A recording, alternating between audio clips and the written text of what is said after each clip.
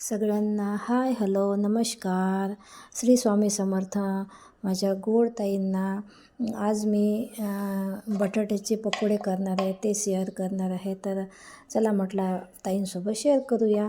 तर मी बटाटे घेतले आहे इथे 4 आणि ते पाण्यामध्ये कापून मीठ टाकलेलं आहे त्या पाण्यामध्ये.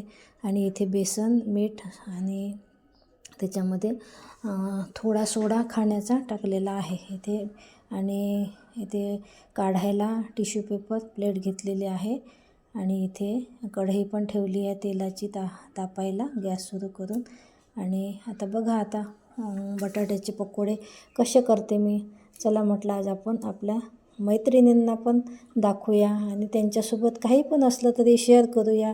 मागे मी असेच झाडांचे व्हिडिओ शेअर केले होते तुमच्यासोबत. तर मी असं तुमच्यासोबत मला शेअर करायला खूप आवडते. म्हणून आज मी बटाट्याचे पकोडे कसे करते आणि तुम्ही कसे करता हे पण मला नक्की कमेंटमध्ये सांगत जा.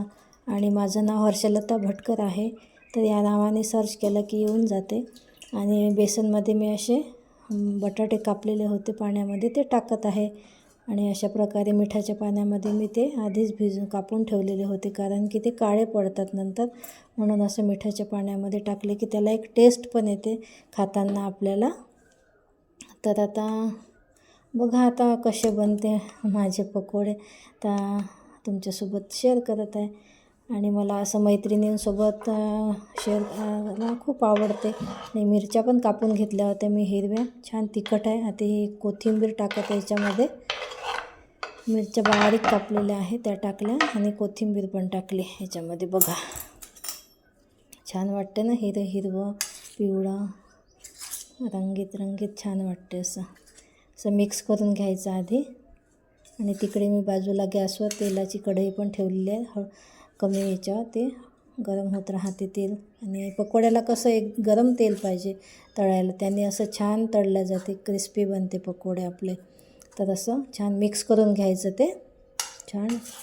आणि बघा असं मिक्स करायचं. असं मी तुमच्यासोबत काही नवीन व्हिडिओ शेअर करत जाईल. आणि आता त्याच्यामध्ये काय आपला हा मॅजिक बॉक्स सगळ्यांच्या घरी, आपल्या स्त्रियांच्या जीवनातला एकमेव महत्त्वाचा हिस्सा म्हणजे हा आपला तिखट मिठाचा डबा. तर तिखट टाकलं आहे, मीठ टाकलं आहे त्याच्यामध्ये.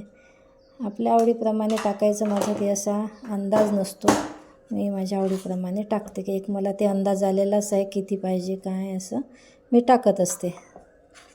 असं राहते माझं. आता मी याच्यामध्ये पाणी घालते. बघा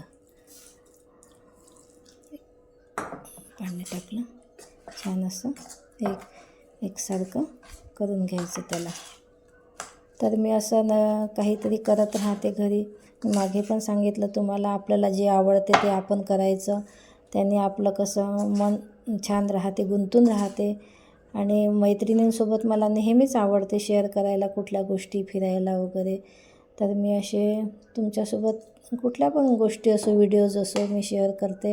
आणि तुम्ही नक्की मला कमेंटमध्ये सांगत जा कसं वाटलं तुम्हाला, माझी रेसिपी बघून कशी वाटली. आणि सबस्क्राईब करत जा मला असं वाटलं तुम्हाला तर. बघा असं भिजून घ्यायचं छान असं भिजून घ्यायचं. आणि हे पकोडे मला खूप आवडतात खायला, मी नेहमी करत असते. असं मला जेवणाचा कंटाळा आला, पोळी भाजी, की मला असे पकोडे करून खायला खूप आवडते. आणि माझ्या घरी सगळ्यांनाच पकोडे आवडतात हे बटाट्याचे. आणि बेसनपेक्षा, कांदा भजीपेक्षा मला हे बटाट्याचे पकोडे खूप जास्त आवडतात. तर मी आज चला म्हटलं, आज मला खायचे होते तर मी म्हटलं माझ्या मैत्रिणींसोबत शेअर करते. तर अशा प्रकारे हे छान सैलसर भिजून घ्यायचं. आणि तुम्ही कसे करतात हे मला नक्की कळवा. अशा प्रकारे छान असं भिजून घेतलं. तेल पण तापलेलं आहे आपलं. आणि बघा तुम्ही छान तापलेलं आहे. कळकळीत तेल छान तापून घ्यायचं. आणि असं एक हाताने त्याला कढईमध्ये टाकायचं. छान असे ब्राऊन होईपर्यंत छान होऊ द्यायचे त्याला. असे मध्येच हलवायचे नाही, तसंच राहू द्यायचे. ते आपोआपच वर येतात झाल्यानंतर. तर अशा प्रकारे छान असं करायचे. बघा असे करत आहे मी 4 बटाटे घेतलेले होते. 4 बटाट्याचे भरपूर होतात.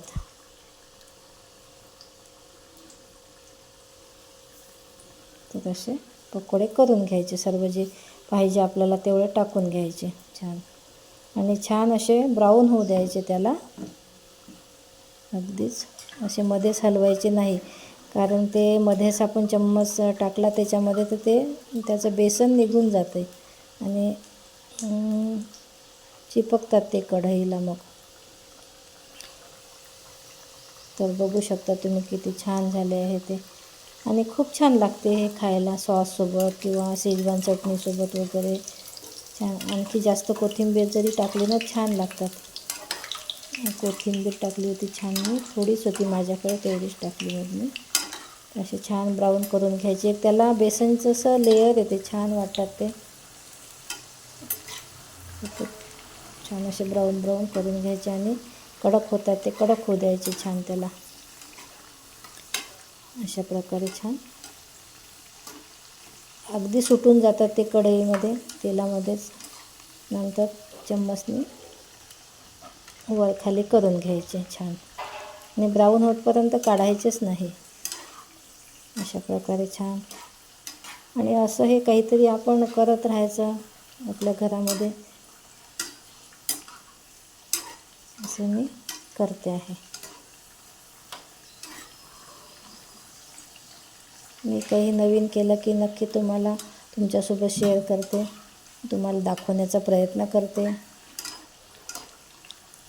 अशा प्रकारे छान झालेलेच आहे ते. छान ब्राऊन करून घ्यायचे. अशा प्रकारे छान फुगलेले आहे ते. अगदी छोटे छोटे छान पकोडे दिसतात. आणि असे डिशमध्ये टिश्यू पेपर ठेवलेलाच आहे मी, कारण एक्स्ट्रा तेल आहे ते निघून जाते.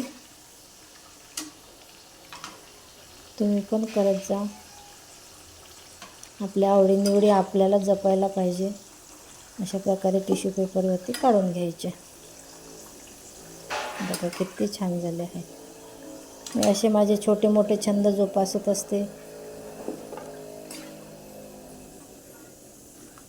बघा किती छान झालेले आहे. असे छान पकोडे आपले तयार आहे. Tasty tasty. तुमच्या पण तोंडाला पाणी येत असेल. पकोडे म्हटले की सगळ्यांनाच आवडते हा प्रकार. मला आधी पकोडे आवडत नव्हते, पण मी बटाट्याचे पकोडे जेव्हा खाल्ले तेव्हा मला खूप आवडायला लागले.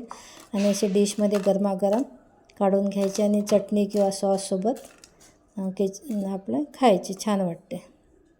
तर मी असे बनवलेले आहे आलूचे पकोडे. तुम्हाला कसे वाटले मला नक्की सांगा. आणि नंतर भेटू आपण आता. तर ठीक आहे, बाय.